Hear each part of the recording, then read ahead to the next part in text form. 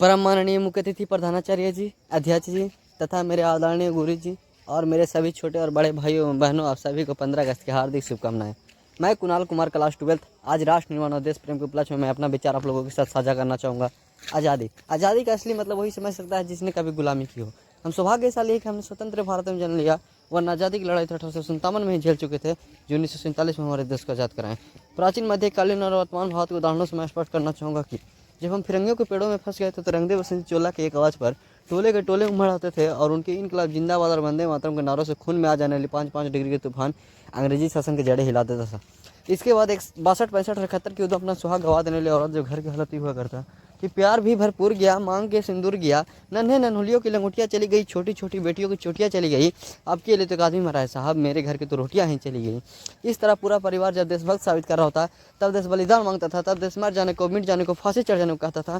किंतु आज देश मर जाने को, मिट जाने को, फांसी चढ़ने को नहीं। मेरे विचार, यदि कोई व्यक्ति अपनी काम पूरी मेहनत, पूरी लगन और पूरी ईमानदारी से करे तो वही सबसे बड़ा देशभक्त है। मैं नहीं मानता कि फेसबुक, व्हाट्सएप और इंस्टाग्राम के डीपीओ को 3 रंगों में रंगना देशभक्ति है।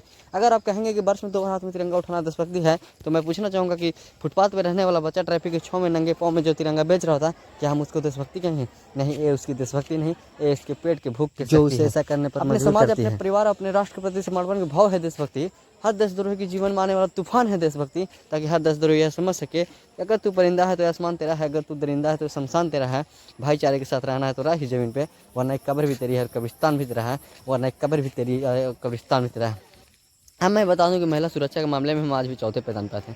हम एक ऐसे समाज में जीते हैं जहां पत्थर के मूरत के लगते हैं 56 भोग और भूखे नंगे तड़पते सो जाते हैं लोग, और भूखे नंगे तड़पते सो जाते हैं लोग।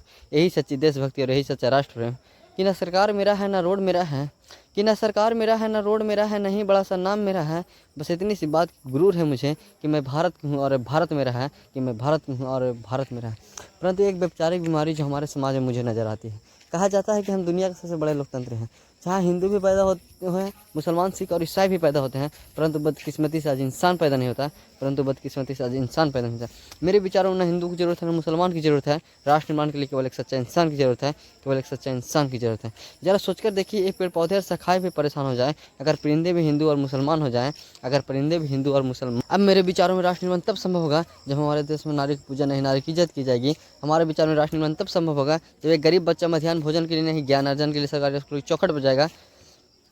हमारे देश में राष्ट्र निर्माण तब संभव होगा जब हम सब मिलकर प्रयास करेंगे, क्योंकि हम लोगों की जिम्मेदारी है हमारे देश को आगे ले जाने में। हमारे देश की जिम्मेदारी नहीं है हमें आगे ले जाने की, हम सब की जिम्मेदारी है हमारे देश को आगे ले जाने में। और मैं अंत में यही कहना चाहूँगा कि मेरा हिंदुस्तान महान था, महान है। और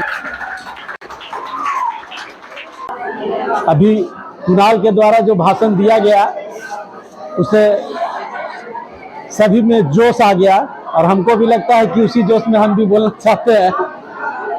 कुछ एक बच्ची गाई थी अभी, ऐ मेरे वतन के लोगों के, कौन क्या नाम था उसका? सोनम। सोनम भी बहुत अच्छा गाई है।